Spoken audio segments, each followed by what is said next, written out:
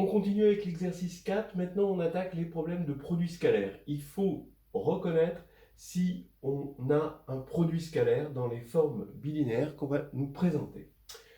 Donc, qu'est-ce que ça veut dire un produit scalaire d'abord, avant de rentrer là-dedans? D'abord, il faut être sur R. Bon, alors effectivement, tout est sur R. Des fois, il y a des produits scalaires sur C, hein, bon, on appelle ça des produits scalaires hermitiens, mais par extension, on peut appeler ça des produits scalaires. Mais a priori, un produit scalaire, c'est sur R. Donc c'est la première chose à vérifier. Hein. Si vous êtes sur Q, c'est pas un produit scalaire. Il faut que ce soit bilinéaire et symétrique. D'accord? Donc, vraiment, quand on vous demande de montrer qu'on a un produit scalaire, vérifiez déjà bien ces conditions. D'accord? Et ne sautez pas sur, comme font des fois les étudiants, sautez sur l'essentiel du truc. Évidemment, l'essentiel, c'est que ce soit défini positif. Voilà. Mais il faut aussi des préliminaires aux hypothèses. Alors, défini positif, ça veut dire quoi? Ça veut dire que quand on regarde ce qu'on appelle la forme quadratique, c'est-à-dire quand dans la forme bilinéaire bêta de UV, on pose U égale V pour obtenir une fonction d'un seul vecteur, U, alors bêta de UU est positif ou nul, et alors bien sûr, si U égale 0, ce sera nul, ça c'est la linéarité, mais si U est différent du vecteur nul, alors ce sera strictement positif. Voilà, c'est ça qu'il faut vérifier. Hein, et on le vérifiera à chaque fois.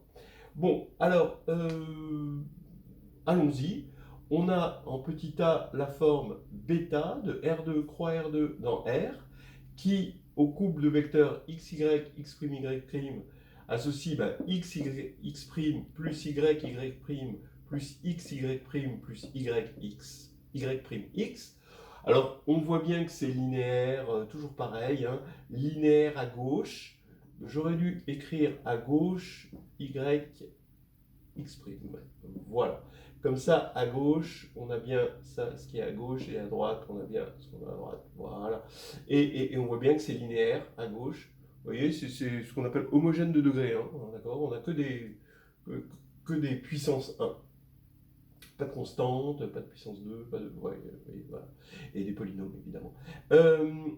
Ici, à droite aussi, pareil. D'accord? Donc, finalement, ça veut dire que globalement, quand on a tout ramassé ensemble, eh ben, on peut avoir en dimension 2 que 4 termes, hein, évidemment. C'est pour ça qu'on met ça dans des matrices de 2.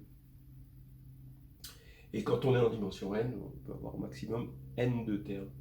Et là, on voit que c'est bien donc bilinéaire. Symétrique, oui, parce que là, on voit bien qu'on a de la symétrie qui se voit avec la matrice, hein, quand vous écrivez la matrice. Ici, vous avez ce terme-là. Ici, vous avez ce terme-là. Attention, x, y'. Vous avez lequel? Celui-là ou celui-là? Voilà, bonne question. Et ben, vous avez x, y'. Ça veut dire que c'est 1, 0 fois 0, 1. Ce terme-là, 1, 0 fois 0, 1, si vous êtes dans la base canonique, c'est ce terme-là. Et là, celui-ci, c'est celui-ci. D'accord? C'est un petit rappel. Voilà.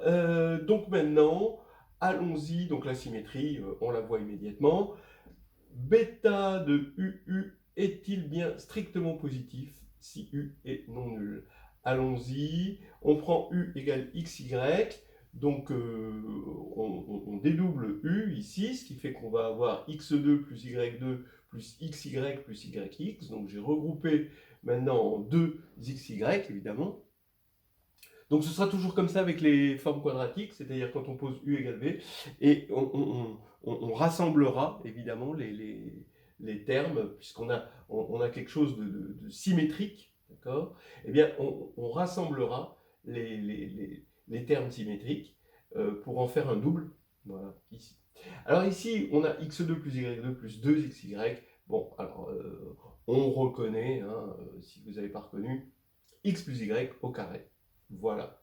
Alors x plus y au carré, est-ce que c'est toujours strictement positif pour U non nul? Alors vous voyez, hein, la linéarité, ça implique inlassablement hein, que pour U égale 0, vous allez avoir 0. Ça forcément.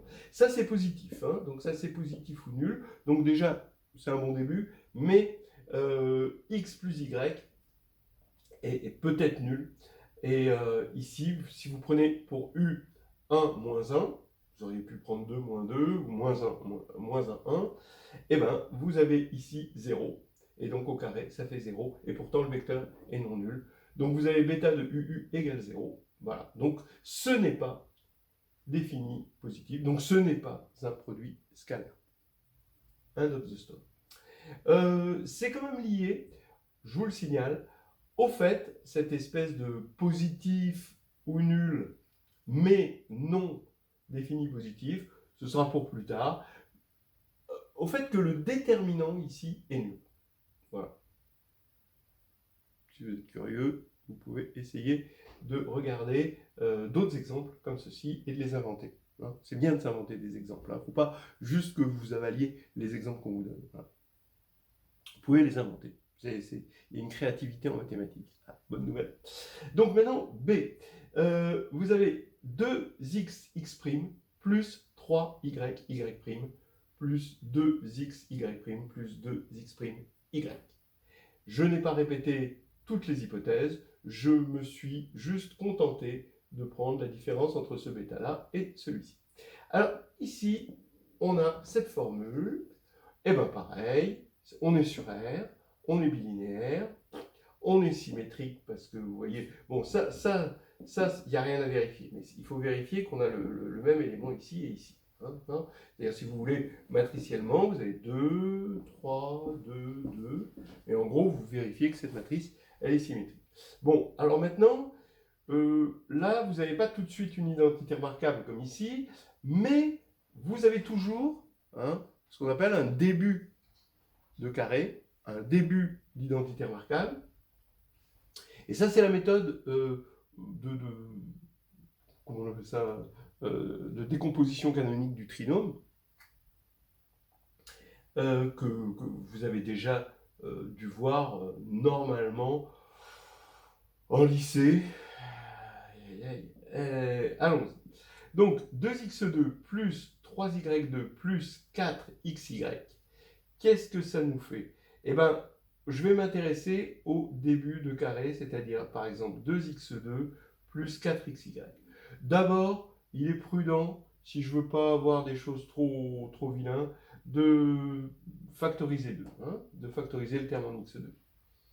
2, x2 plus 2xy plus 3,5 de y2. Vous voyez que j'ai un peu forcé la factorisation. Maintenant, ce x2 plus 2xy, vous voyez, ça, c'est pas une identité remarquable qu'on avait ici, mais c'est presque une identité remarquable, c'est-à-dire, bon, je garde le 2, j'ai x plus y au carré, comme ça, j'ai le début de carré, x2 plus 2xy, d'accord, mais j'ai un plus y2.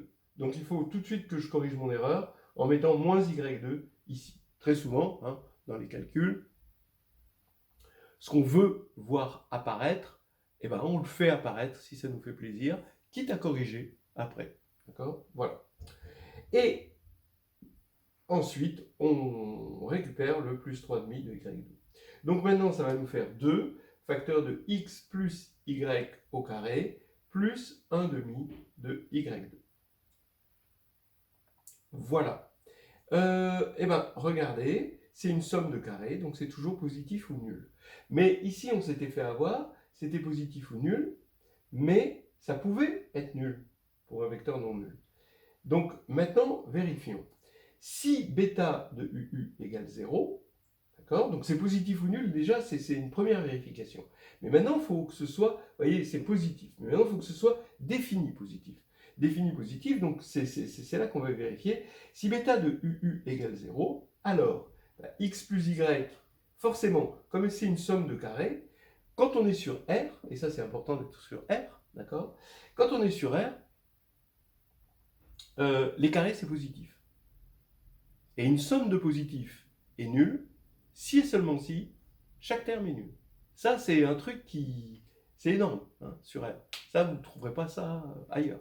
Sur C, vous n'allez pas avoir de signes ou de choses comme ça. Ça c'est typiquement réel.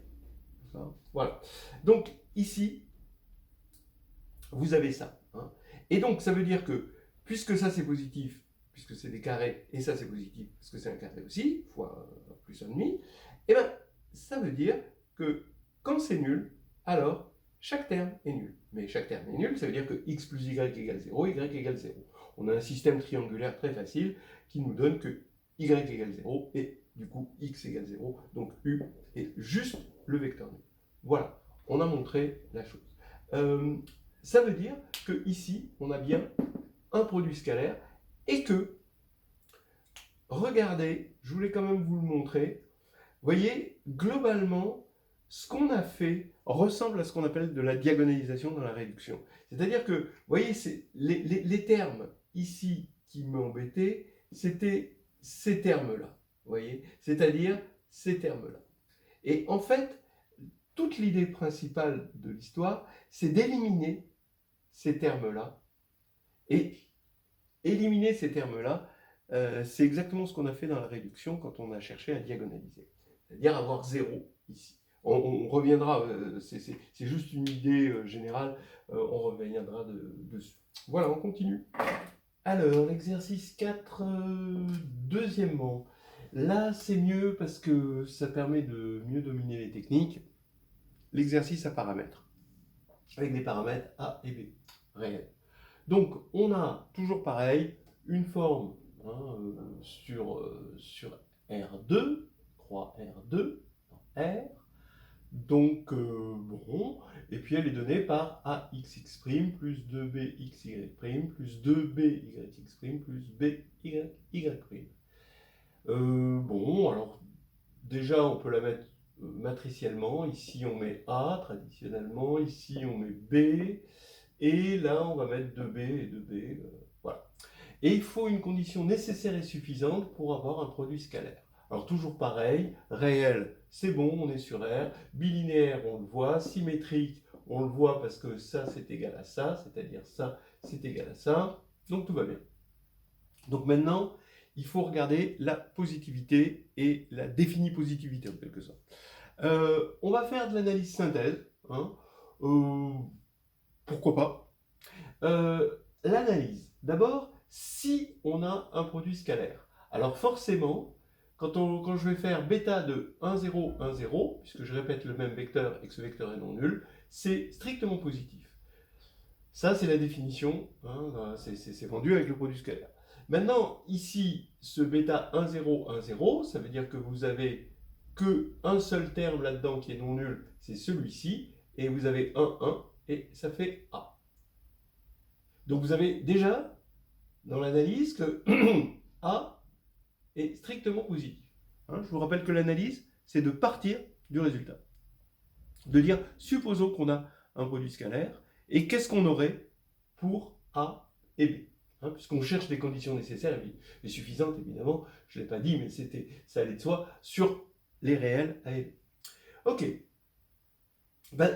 Comme A est strictement positif, forcément, B, qui joue à peu près le rôle analogue, même plus qu'à peu près, il va être positif, d'accord? Il suffit de remplacer 1, 0 par 0, 1. On regarde bêta de 0, 1, 0, 1. Attention, il faut répéter le même vecteur et qu'il soit non nul.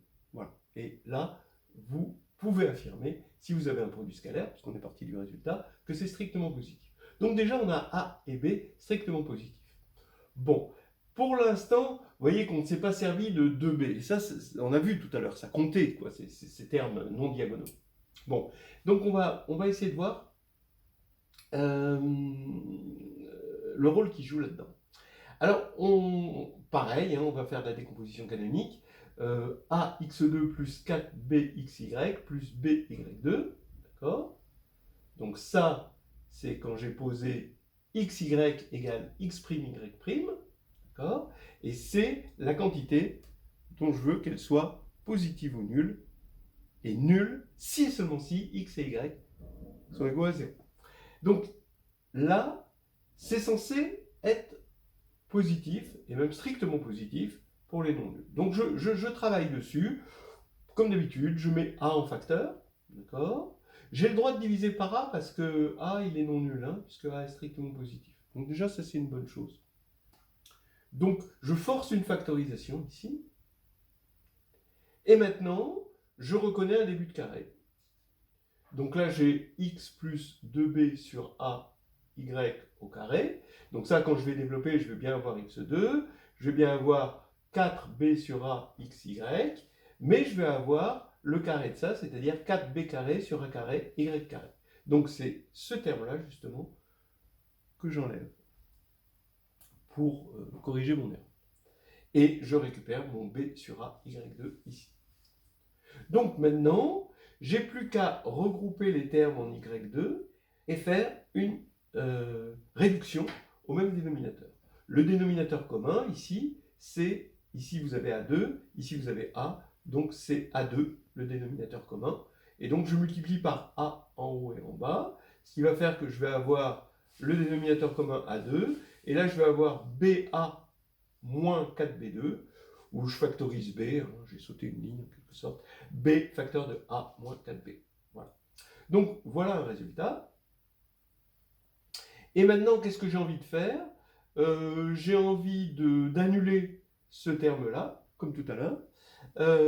Et comment l'annuler? Bah, élégamment, ici, je vais prendre pour y moins a, comme ça, je vais avoir une simplification et moins 2b, et donc pour x, 2b. Donc ici, je vais avoir 2b moins a, et en prenant xy égale 2b moins a, je vais avoir quoi ici? Ben, je vais avoir 0, comme je voulais, au carré, a en facteur, donc a facteur de 0 au carré, plus, et comme y est égal à moins a, ici je vais avoir b, a moins 4b, sur moins a carré, ça fait un carré, ça se simplifie, donc je vais avoir b facteur de a moins 4b. Et ça, je sais que c'est strictement positif. Pourquoi? Parce que ce vecteur, il est non nul. Pourquoi il est non nul? Parce que A et B sont strictement positifs, donc ils sont non nuls. Voilà. Donc, ça, comme je suis parti d'une condition, d'accord? Je suis parti d'un produit scalaire, je sais que ça, c'est strictement positif. Donc, comme A est strictement positif, B est strictement positif, bah ça, c'est forcément strictement positif. Voilà. Ça y est, on a obtenu les conditions. Donc, si c'est un produit scalaire, eh ben forcément A est strictement positif, B est strictement positif, A-4B est strictement positif. Maintenant, est-ce qu'on a la réciproque? Donc je vais supposer, et finalement c'est une forme de synthèse, hein. Donc je vais supposer A positif, B strictement positif, hein, toujours, A-4B strictement positif. Je vais montrer que c'est un produit scalaire, hein, sachant que R, bon, c'est sur R, c'est linéaire, c'est symétrique, tout ça ok, bon ok. Et donc j'ai la formule, je ressors cette formule-là, d'accord? Donc c'est une formule où finalement je n'ai plus de termes diagonaux, c'est ça qui est très fort. Et ici, ça, ben je regarde ça c'est un carré, donc c'est positif, ça c'est un carré, donc c'est positif, et ça c'est positif, ça c'est positif, ça c'est strictement positif, donc tout ça c'est positif. Mais pour l'instant, tout ce que je peux dire, c'est que c'est positif ou nul, parce que c'est une somme de carrés. Mais maintenant, si c'est nul, alors je ressors la bonne vieille truc. Alors donc, mettez bien ça dans vos calepins, ça sert tout le temps, hein. Sur R, et en encadrant sur R, une somme de carrés est nulle si et seulement si chaque terme est nul. Ou sur R, une somme de positifs est nulle si et seulement si chaque terme est nul. Voilà. Hein, donc ça, c'est quelque chose qui sert tout le temps. C'est la positivité. C'est ce qui fait qu'on aime être dans R. Il n'y a pas beaucoup de choses qui font qu'on aime être dans R, mais ça, oui. Parce qu'on préfère être dans C. Dans C, on peut résoudre tout. Voilà, en théorie. Alors, maintenant, allons-y.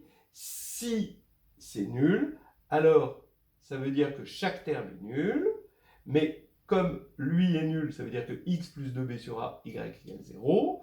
Comme lui est nul et que lui est non nul, ça veut dire que y2 est nul, donc y égale 0. Mais y égale 0, bah oui, et ça veut dire que x égale 0. Voilà, donc x, y, c'est 0, 0. Il n'y a que pour lui. Et donc, on a bien démontré qu'on avait un produit scalaire. Je fais un petit dessin. Je mets les A sur l'axe traditionnel pour les x et les b sur l'axe traditionnel pour les y.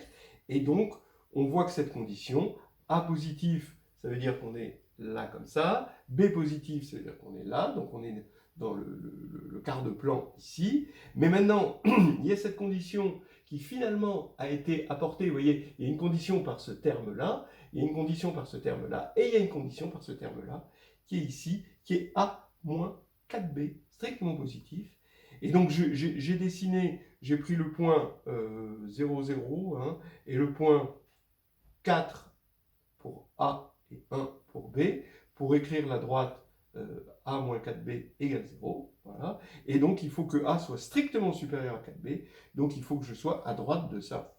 Et donc voilà, j'ai assuré ici la partie dans laquelle je peux prendre n'importe quel point AB, et ça me forme un joli produit scalaire avec cette formule. Voilà.